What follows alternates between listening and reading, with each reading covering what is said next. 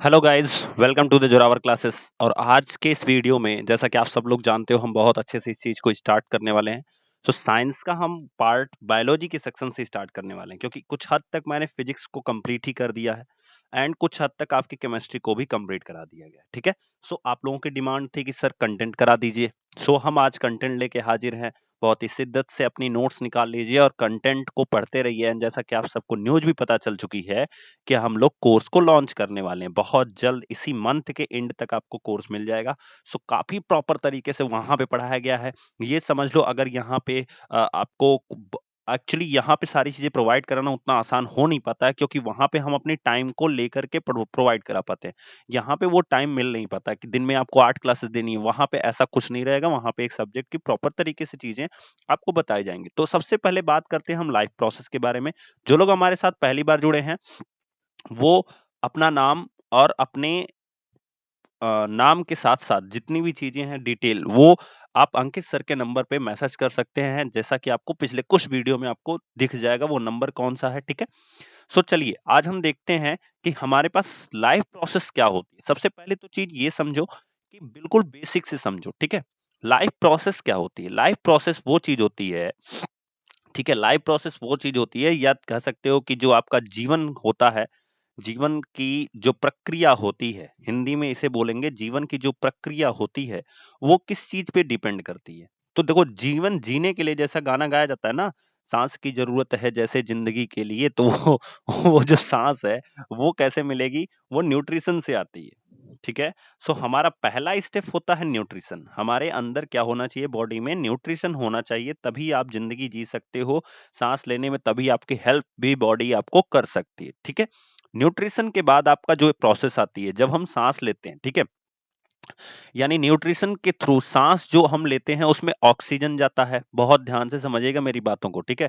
सांस जो लेते हैं उसमें ऑक्सीजन जाता है। ऑक्सीजन क्या काम करता है? जो हम खाना खाते हैं, फूड जो इनटेक करते हैं हम, उसको तोड़ने का काम करता है। क्यों तोड़ने का काम करता है? बिकॉज हमारी बॉडी में बहुत सारी सेल्स पाई जाती हैं। ठीक है। और हर सेल तक खाना पहुंचाना इतना आसान नहीं, क्योंकि डायरेक्ट हम हर सेल के पास तो पहुंच नहीं रहे हैं। अभी मैं सारी चीजें आपको समझाऊंगा। ठीक है। हर सेल इन द सेंस, खाना आपने खाया, पेट में गया, लेकिन वो अंगूठे तक पैर के नहीं पहुंच रहा है, तो उसका पहुंचाने की जो प्रोसेस होती है, ठीक है, उसी प्रोसेस को ट्रांसपोर्टेशन बोलते हैं। क्या बोलते हैं? ट्रांसपोर्टेशन बोलते हैं। तो हमारी बॉडी में न्यूट्रिशन के बाद ट्रांसपोर्टेशन के भी पहले एक और प्रोसेस जरूरी होती है। जैसा कि हमने ऑक्सीजन जब हम लेते हैं, इनटेक करते हैं, कार्बन डाइऑक्साइड बाहर करते हैं, तो उसे रेस्पायरेशन बोलते हैं। और ये प्रोसेस बहुत इंपॉर्टेंट होती है। तो रेस्पायरेशन की जो प्रोसेस है, न्यूट्रिशन के बाद रेस्पायरेशन, फिर ट्रांसपोर्टेशन। फिर ट्रांसपोर्टेशन का मतलब होता है बॉडी के हर पार्ट तक आपका खाना पहुंचना। और जब ट्रांसपोर्टेशन हो जाता है तो एक्सक्रीशन की प्रोसेस हमें बहुत जरूरी होती है, क्योंकि खाना तो पहुंच जाता है, लेकिन हर पार्ट से जो वेस्टेज बचता है, जो भी वेस्टेज बचता है, ऐसे समझो कि अगर आप सरसों देखे होंगे, गांव में सरसों होता है। सरसों को जब लोग तेल बनाने जाते हैं तो उसमें से कुछ वेस्टेज निकलता है, तो बिल्कुल उसी तरह से एक तरफ तेल निकलता है, एक तरफ उसका वेस्ट जो होता है उसको खली बोलते हैं।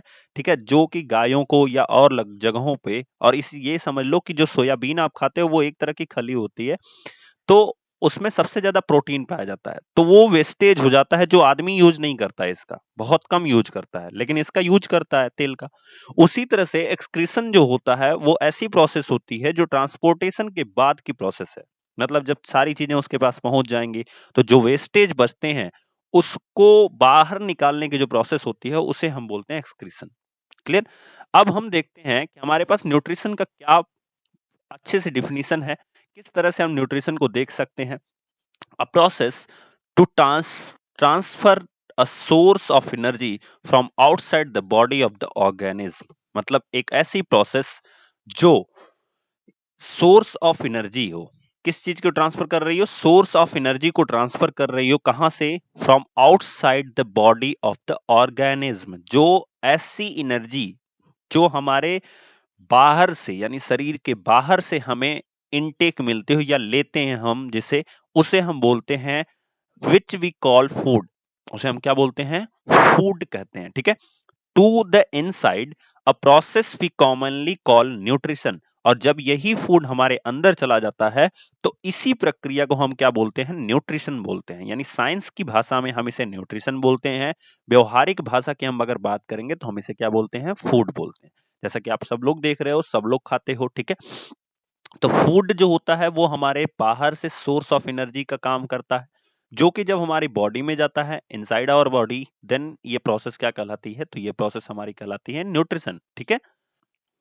तो ये प्रोसेस हमारी क्या कहलाती है, न्यूट्रिशन कहलाती है। फिर दिया गया है most of these food sources are also carbon based. तो इनमें से बहुत सारे ऐसे फूड होते हैं जो कार्बन पे आधारित होते हैं, यानी कार्बन पे बेस्ड होते हैं, ठीक है। अब यहाँ पे जिनको हिंदी में समझना है वो आराम से समझ सकते हैं, लिख सकते हैं। जीवन जीव के शरीर के बाहर से ऊर्जा के एक स्रोत को स्थानांतरित करने की प्रक्रिया, जिसे हम भोजन कहते हैं, अंदर की ओर यही प्रक्रिया जो होती है वो आमतौर पर क्या कहते हैं, उसे हम पोषण कहते हैं। हिंदी में इसे पोषण बोलते हैं, न्यूट्रिशन को। और इनमें से अधिकांश खाद्य स्रोत जो होते हैं वो कार्बन आधारित भी हैं, यानी कार्बन पे बेस्ड हैं, ठीक है। अब न्यूट्रिशन कितनी तरह से होता है, एक होता है ऑटोट्रॉफिक न्यूट्रिशन, एक होता है हेटेरोट्रॉफिक न्यूट्रिशन। ऑटोट्रॉफिक को हम हिंदी में बोलते हैं स्वपोषी पोषण, या स्वपोषी सीधे सीधे बोलेंगे, और इसे बोलते हैं परपोषी, ठीक है, परपोषी, परपोषी, ठीक है। अभी हम इनके बारे में भी डिटेल में पता करेंगे। अब देखो, स्वपोषी में सबसे ज्यादा जो आते हैं वो आते हैं पौधे। क्या आते हैं, पौधे। मतलब जो अपना खाना, जो अपना भोजन क्या कर सकते हो, खुद से बना सकते हो, उन्हें हम क्या बोलते हैं, ऑटोट्रॉफिक बोलते हैं। एंड जो अपने खाने के लिए किसी दूसरे पर, अदर ऑर्गेनिज्म या अदर प्लांट्स पर डिपेंड होते हैं, अदर ऑर्गेनिज्म या अदर प्लांट्स पर डिपेंड होते हैं, अदर ऑर्गेनिज्म या अदर प्लांट्स पर डिपेंड होते हैं, उन्हें हम बोलते हैं परपोषी, हेटेरोट्रॉफिक न्यूट्रिशन बोलते हैं, ठीक है। अब इनके बारे में डिटेल से देखते हैं। तो ऑटोट्रॉफिक न्यूट्रिशन क्या होता है, autotrophic nutrition is the process by which an organism produce its own food, ठीक है। मतलब ऑटोट्रॉफिक न्यूट्रिशन एक ऐसी प्रोसेस होती है जिसमें कोई भी ऑर्गेनिज्म या कोई भी जो पौधा होता है या कोई भी चीज जो जीव होता है वो अपना खाना खुद से बनाता है, तो उसे हम बोलते हैं ऑटोट्रॉफिक न्यूट्रिशन। अब जैसा कि आप लोग देख रहे हो, ये जो बेसिक फोटोसिंथेसिस की प्रोसेस यहाँ पे आपको दिखाई गई है चित्र में, मतलब लाइट जो है वो जो सूर्य की लाइट है, यानी सनलाइट जो है वो एनर्जी की तरह आती है, और यहाँ पे कार्बन डाइऑक्साइड के साथ मिल करके, और जड़ों से जो जाइलम और फ्लोएम, अभी हम आगे डिस्कस करेंगे जब जैसे जैसे हम पढ़ते जाएंगे, तो जड़ों से जाइलम और फ्लोएम दो लोग इस पेड़ के अंदर आते हैं, ठीक है। तो जो जाइलम और फ्लोएम होता है, फ्लोएम का काम होता है कि यहाँ से ये जो पानी आप देख रहे हो, ये इस जड़ों के रास्ते ऐसे निकल करके इस पत्ती के पास पानी पहुंचता है, ठीक है। इसका काम होता है पानी पहुंचाना। बाहर से ये पत्ती जो होती है वो कार्बन डाइऑक्साइड लेती है, एंड हमारे सूर्य की एनर्जी, सूर्य का जो ताप होता है उसको लेती है। इन तीन चीजों को मिला करके वो अपना खाना बनाती है। फिर जो दूसरा, हमारी जैसे हमारी बॉडी में नसें होती हैं ना, एक तरह से एक से साफ खून आता है, एक से खराब खून जाता है। तो इस तरह से दो चीजें होती हैं इस पौधों के अंदर। ऐसे मान लो पौधा है तो इसमें एक नली आपकी जाइलम की आएगी, एक फ्लोएम की आएगी, ठीक है। तो इन्हीं से एक नली से हमारा पूरा पानी इसके अंदर जाता है, और जब खाना बन जाता है तो दूसरी नली खाने को हर भाग तक पहुंचाने का काम करती है, ठीक है। एंड इतनी सारी प्रोसेस के बाद जब खाना बन जाता है तो खाने के साथ साथ ऑक्सीजन भी बनता है, जो कि पौधे क्या कर देते हैं, छोड़ देते हैं। ऑक्सीजन को क्या कर देते हैं, छोड़ देते हैं। और इसी ऑक्सीजन को कौन ले लेता है, इसी ऑक्सीजन को जो हम लोग हैं, यानी कि जो ह्यूमन बीइंग्स हैं, वो इसको इनटेक करते हैं। तो इसी प्रोसेस को फोटोसिंथेसिस कहा जाता है। यानी कि सूर्य की लाइट से कार्बन डाइऑक्साइड एंड वाटर को जब हम लेते हैं, एक साथ मिलाते हैं पौधे, तो वहां से वो अपना खाना बनाते हैं। इसका मतलब ऑटोट्रॉफिक न्यूट्रिशन ऐसा न्यूट्रिशन होता है, it's process is the process by which an organism produce its own food, जिसके द्वारा कोई ऑर्गेनिज्म अपना खुद का खाना बनाता है। नेक्स्ट स्टेप देखते हैं क्या लिखा गया। Plants take inorganic compound, carbon dioxide and water. Plants जो होते हैं वो कैसे लेते हैं, इनऑर्गेनिक कंपाउंड लेते हैं, and cover it to an organic food compound like glucose, और इसे किस में कन्वर्ट कर देते हैं, कन्वर्ट करते हैं किस चीज में, ग्लूकोज में, ठीक है। अब लिखा गया है, अब इस प्रोसेस में ये जो प्लांट जो होते हैं, इन्होंने क्या लिया, कार्बन डाइऑक्साइड लिया एंड पानी लिया, और इस प्रोसेस में हमें सनलाइट की जरूरत होती है। किसकी जरूरत होती है? सनलाइट की जरूरत होती है। और ये किसमें कन्वर्ट हो जाते हैं? ग्लूकोज में कन्वर्ट हो जाते हैं। ठीक है, तो ग्लूकोज में जब ये कन्वर्ट हो जाते हैं और साथ ही साथ क्या करते हैं, ग्लूकोज में कन्वर्ट होके ये ऑक्सीजन को भी छोड़ देते हैं। ठीक है, और इस प्रोसेस में जो हेल्प करता है वो कौन हेल्प करता है? Sun helps this process take place. तो सन जो करता है वो इस प्रोसेस में हेल्प करता है, खाना बनाने में हेल्प करता है, जो सूर्य होता है। ठीक है, अब इस तरह से ऑटोट्रॉफिक न्यूट्रिशन का जो आपका बेसिक कॉन्सेप्ट है वो फिनिश होता है। नेक्स्ट कॉन्सेप्ट देखते हैं हेट्रोट्रॉफिक न्यूट्रिशन का। ठीक है, लिखा गया some organism utilize complex substances. Complex substances का मतलब होता है कि वो एक जटिल कह सकते हो पदार्थों का उपयोग करते हैं, जैसे खाना खाना या अदर थिंग्स का होता है। ठीक है, अब उसमें क्या होता है फिर? These complex substances have to be broken down into simpler ones before they can be used for the upkeep and growth of the body. ठीक है, तो ये जो कॉम्प्लेक्स सब्सटेंसेस होते हैं ये तोड़ दिए जाते हैं किसमें? सिंपलर वंस, मतलब छोटे छोटे पार्ट में तोड़े जाते हैं before they can be used for the upkeep and growth of the body. मतलब जब इनके बॉडी का जो ग्रोथ होता है वो तभी पॉसिबल है जब ये कॉम्प्लेक्स सब्सटेंसेस क्या कर दिए जाए, छोटे छोटे पार्ट में तोड़ दिए जाए। ठीक है, to achieve this organism use bio catalyst called enzymes. तो अब ये चीज जो प्रोसेस होती है तोड़ने की, उसको तोड़ने का काम कौन करता है? तो वो एक बायो कैटलिस्ट होता है, एक बायो कैटलिस्ट होता है। ठीक है, जिसे हिंदी में जैव उत्प्रेरक बोलते हैं, उसे हम क्या कहते हैं? एंजाइम कहते हैं। उसे हम क्या कहते हैं? एंजाइम कहते हैं। मतलब एक सिंपल सी भाषा में, अगर आपको नहीं समझ में आ रहा, मैं एक सीधी भाषा में समझाता हूँ। सपोज करो आपने खाना लिया, तो वो खाने से तुरंत तो पहुंच नहीं सकता है हर पार्ट तक, अंगूठे तक आपके पैर के खाना तो जाएगा नहीं। तो जाएगा क्या? उसके अंदर से एनर्जी जाएगी। एनर्जी, उस खाने को एनर्जी में बदलने का काम कौन करते हैं? तो अब समझ लो वो एंजाइम्स करते हैं। कौन करते हैं?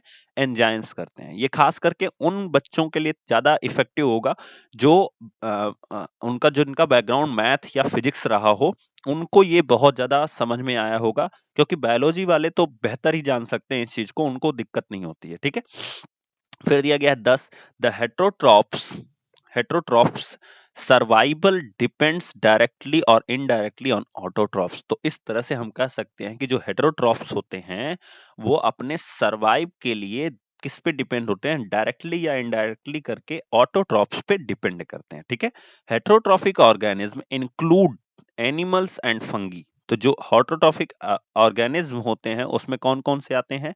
एनिमल्स भी आते हैं और आपके फंगिस भी आते हैं, जो कवक होते हैं वो भी शामिल होते हैं और जानवर भी शामिल होते हैं। ये लाइन बहुत इंपॉर्टेंट है, क्योंकि यहां से क्वेश्चन बन सकता है कि हेट्रोट्रॉफिक न्यूट्रिशन में या कह सकते हैं हेट्रोट्रॉप्स में कौन कौन से ऑर्गेनिज्म शामिल होते हैं। ठीक है, अब इस हम चार्ट से थोड़ा सा समझने की कोशिश करते हैं। ये हमारा प्रोड्यूसर मीन्स होता है कि उत्पादक। ठीक है, हिंदी में क्या बोलते हैं? उत्पादक। अब ये डायरेक्ट खाना बनाता है, यानी ये कह सकते हो ये ऑटोट्रॉप्स है। अब जरा इसमें से बताओ, ये ऑटोट्रॉप्स है। But herbivorous, omnivorous and carnivorous जितने भी हैं ये सब हेट्रोट्रॉप्स हैं। मतलब ये जो हर्बीवोरस है ये किस पे डिपेंड है? ये हमारे इस पे डिपेंड है। ठीक है, इसी तरह से ये जो ओमनीवोरस है ये किस पे डिपेंड है? हर्बीवोरस पे। और जो कॉर्निवोरस है ये किस पे डिपेंड है? ओमनीवोरस पे।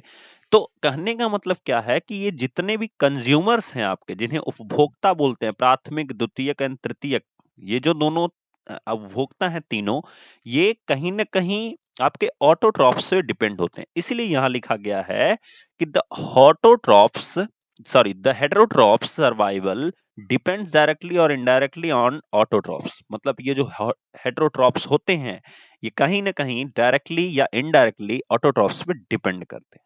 ठीक है, तो उत्पादक के बाद जितने भी प्राथमिक उपभोक्ता, द्वितीयक, तृतीयक, इस सब के बारे में डिटेल में हम बाद में डिस्कस करेंगे, कैसे हम डिसाइड करते हैं कौन प्राथमिक है, कौन द्वितीयक है, कौन तृतीयक है।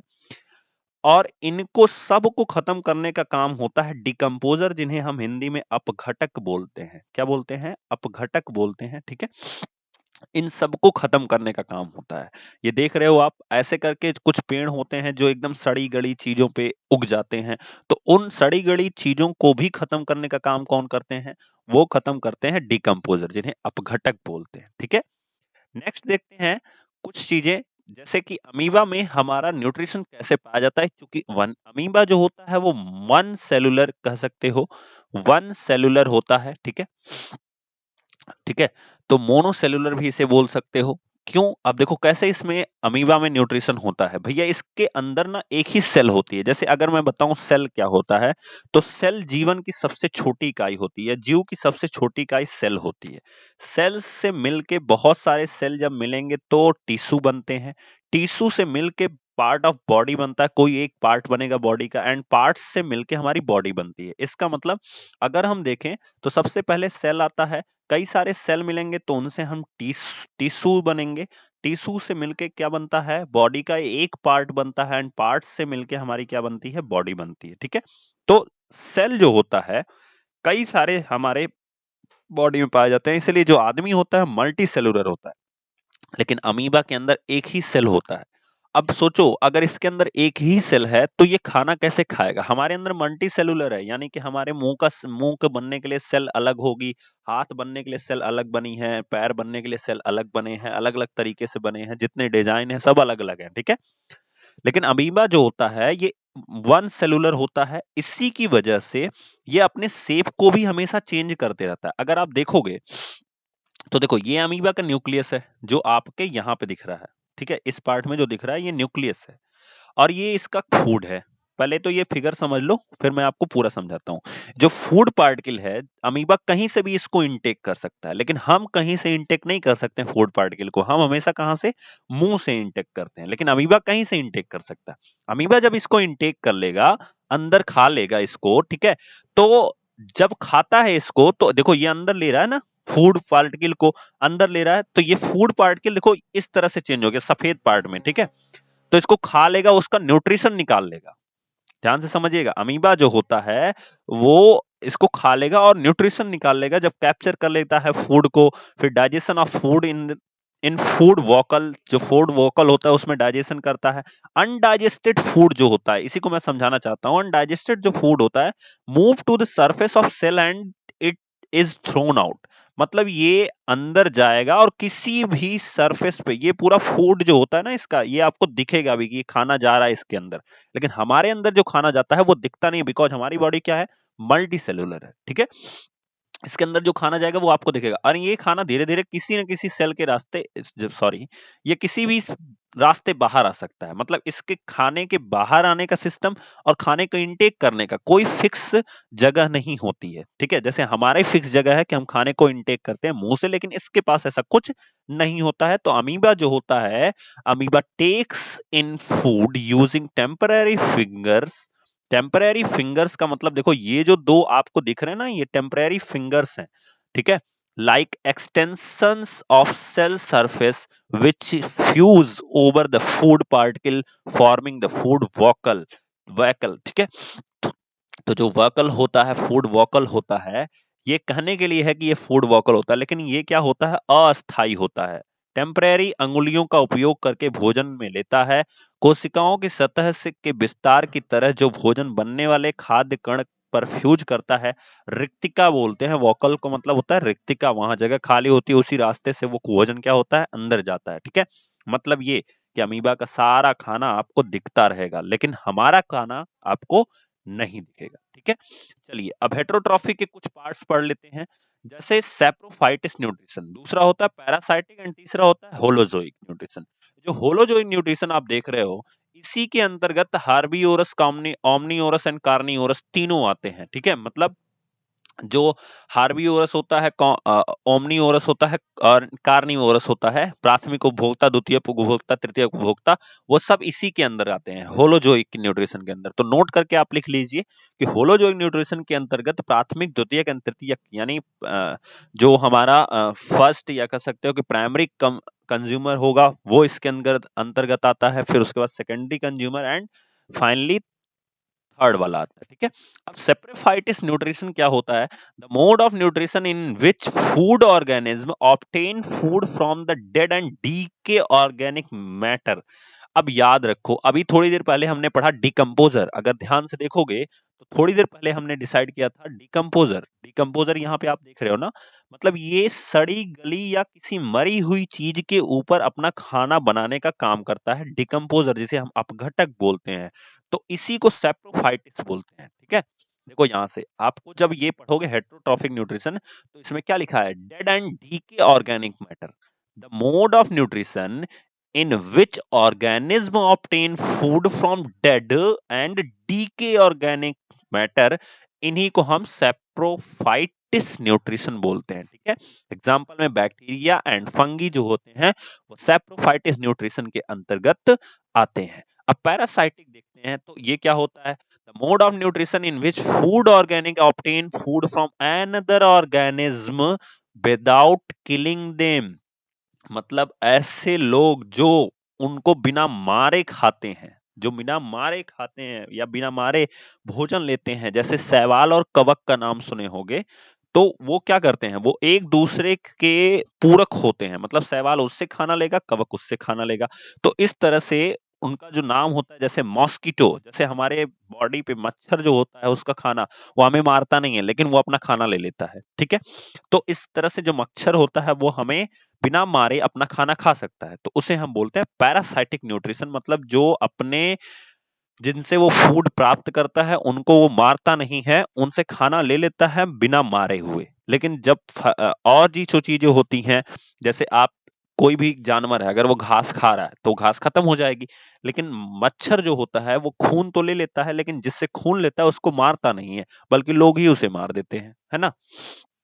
अगला दिया गया है, the mode of nutrition that involves ingestion, digestion, absorption and assimilation of liquid और सॉलिड ऑर्गेनिक मटेरियल, मतलब ये ऐसा न्यूट्रिशन होता है जो digestion, absorption and assimilation of liquid और सॉलिड, चाहे वो लिक्विड में मिले चाहे सॉलिड में मिले, वो ले लेते हैं। इन्हें होलोजोइक बोलते हैं, जिसमें एनिमल्स, ह्यूमन सब आते हैं। मैंने आपको बताया होलोजोइक का मतलब होता है प्राथमिक उपभोक्ता, द्वितीयक उपभोक्ता, तृतीयक उपभोक्ता, मतलब इसमें सारे लोग आएंगे केवल एक चीज के, कि जो हमारा शुरू का, यानी कि कह सकते हो कि जो हमारा शुरू का जैसे प्लांट्स होते हैं वो इसमें नहीं आएंगे, ठीक है।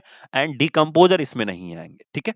तो हमारे डिकम्पोजर इसमें आएंगे, सेप्रोफाइटिस में आएंगे, ठीक है। तो आई थिंक आपको क्लियर हुआ होगा, इसमें केवल प्राथमिक, द्वितीयक एंड तृतीयक उपभोक्ता आते हैं। और अगर आपको नहीं क्लियर हुआ है तो मैं फिर से समझा देता हूं, ध्यान से देख लीजिए।